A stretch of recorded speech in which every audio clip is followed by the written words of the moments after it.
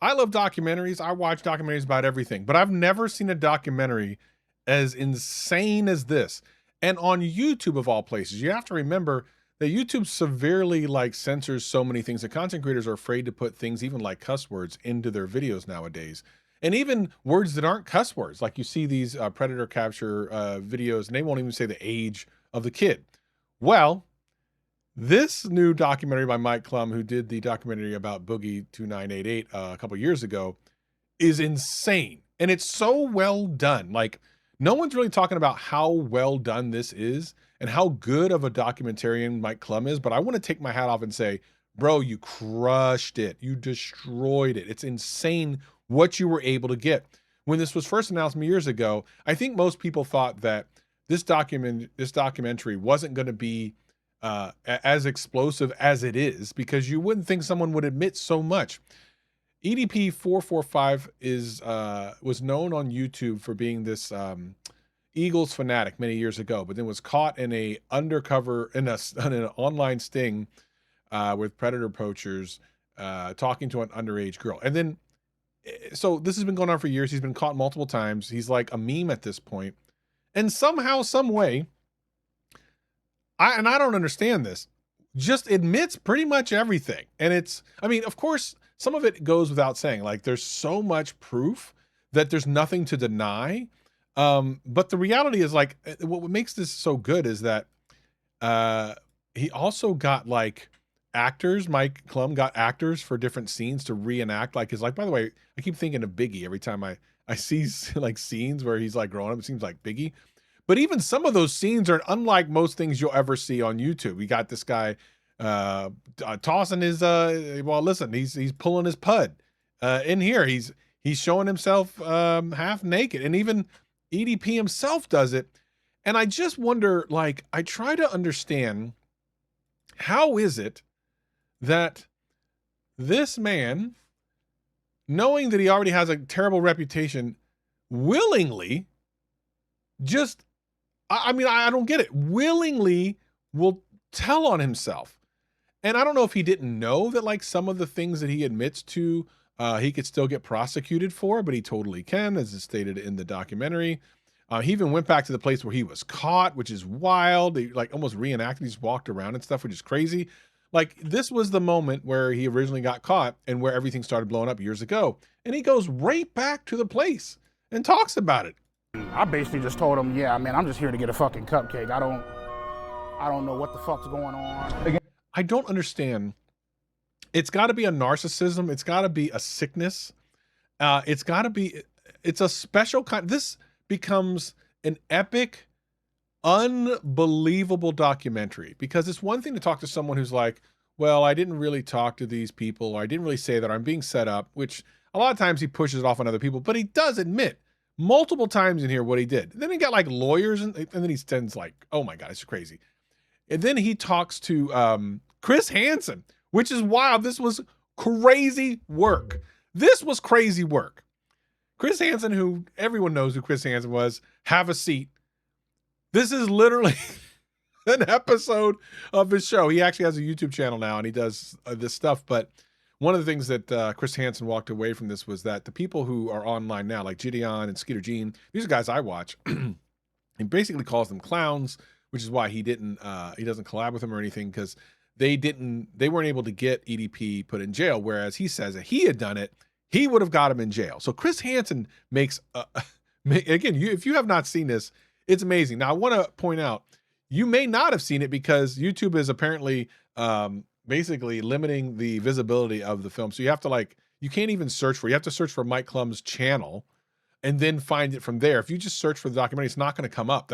That's YouTube suppressing it. And this is the thing that most content creators are afraid of when they talk about things like this. They don't want it to be suppressed. But like, there's literal chat logs and everything that expose this guy. So why would you take part in this? This is one of the girls that says that, you know, she was 15 at the time or whatever, and that he was saying a bunch of stuff to her. But what came of this was that the people like Gideon, who's like, again, a content creator who does this stuff, catches preds on YouTube, is now at fault for like pushing her into this thing because she didn't want to do, although there's like voice chats that were in here and there's Skeeter, that kind of deny that, saying like she's lying. She then admits to being like an opportunist, but in fairness, she's like, well, this is my opportunity, which is a weird time to take an opportunity.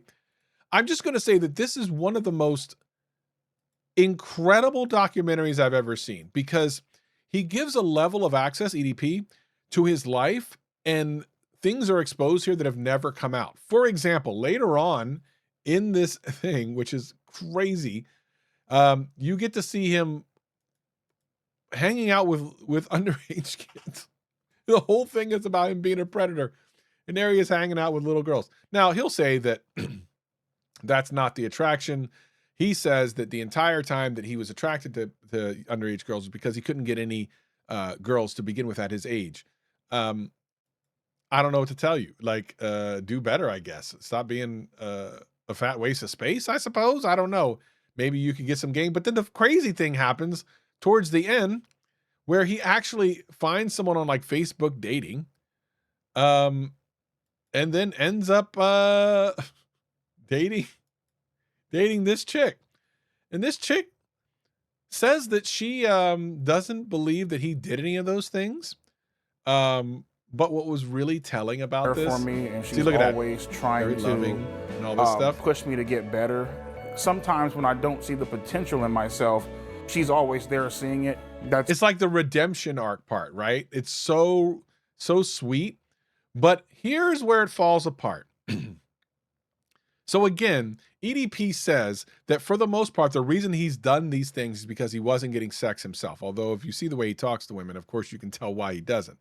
So the question comes up, how is the sex? So here's what happens. I think, how do I want to say that? It is something that definitely. Yikes, bro. And there is the bomb that is dropped. The girlfriend, the one he's been with all this time, and when he talks about how lovely she is and how great she is and all this stuff, won't let him go to Pound Town. This is wild. This is crazy. This is crazy work. I don't know what to say about this other than why, again, would you allow a documentarian for 2 years to give him this much access? It's insane, the amount of for what reason? For what purpose? What's the end result? And then somehow now here's the thing. He says he broke up with her. He says he broke. That might have been the other way. Who knows? Who knows which way to? Anyway, they're broken up, which shouldn't be a surprise. And then he starts dating an AI girl. Again, and then he freely admits it. He's like, yeah, this is the thing. And then I just do all these things to myself. I beat myself. And then he sends poop pics to this is the documentarian, Mike Klum. I don't know why he does it. He just sends poop pics to him. He admits to it. He doesn't say he doesn't. It's not like he says, oh, I'm just joking or anything. He just, yeah, I do it. It's, and then this is the most incredible. I don't get it. I don't understand how this is a thing. He would allow himself to even dig his own grave in the documentary and then lay himself in it. Like he allows himself to be shown naked, sitting on a toilet, going poop. And then this friend of his, this is a real ride or die friend. He's also a bit of an idiot, says that he doesn't think that any of this is real and that, it'll all blow over. This guy is a special friend. Jimmy, you too hardcore of a friend. I love documentaries, but this one was wild. If you want to see it, I guess I'll leave a link in the description. It's an incredibly well done documentary about a very flawed person. And it's one thing to have a redemption arc. There is no redemption in this podcast, in this documentary. I want you to understand, no redemption takes place in this video, but it's hella interesting. You got to check it out. And man, I just had to make a video about this because I watched it last night. It's incredible. It's an hour and a half long. And there's just so much to it. He says God saved him from going to jail. It's insane, bro. It is insane. I don't want to spoil anything else, so make sure you check it out. And I'll see y'all in the next one. Jeez.